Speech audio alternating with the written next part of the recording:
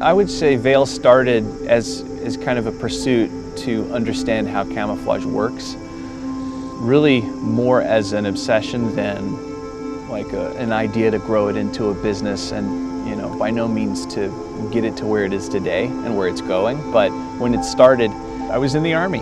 One day I remember I was looking at what I was wearing, and for the life of me I couldn't understand what it was supposed to accomplish. I was like, where does this work, and why are we wearing this, and why is it, this collection of shapes and colors, and just why?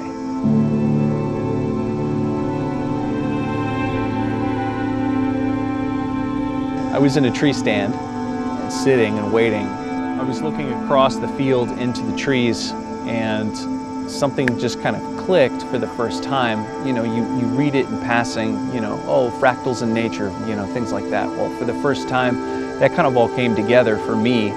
And, I would look and I could start to see this self-repeating nature of nature, right? These patterns that keep reproducing, and they scale, and it just goes on forever, right? So, but it's not perfect.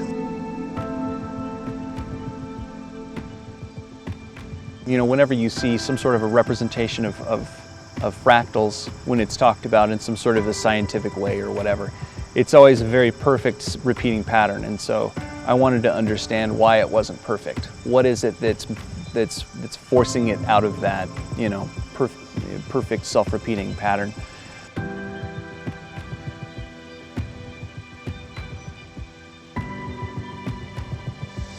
After some digging, I finally found that it's chaos math, right? And so that sounds big and hairy and meaty, and it's already sounds like I should be wearing a lab coat, right? So fractals and chaos math. How can I figure these things out, wrap my heads and my arms around them, and turn it into something that I can turn into camouflage design? What does that look like? So that's really kind of, in that moment, that's kind of when Veil started.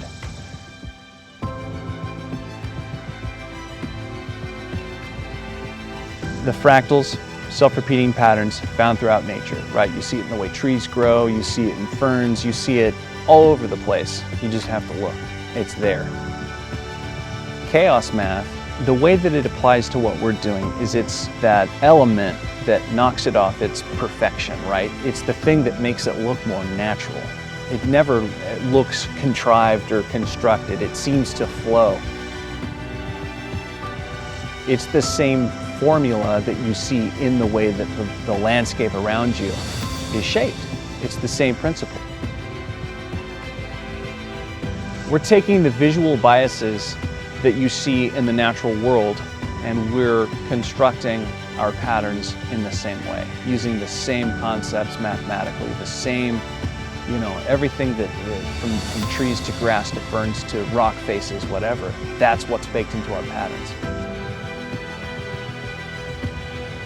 My thought process behind pushing this out into the world is this is going to make for camo that you don't have to take pictures of trees, you don't have to, you don't have to fake stuff, you don't have to copy stuff. You're growing a pattern the way that nature is shaped.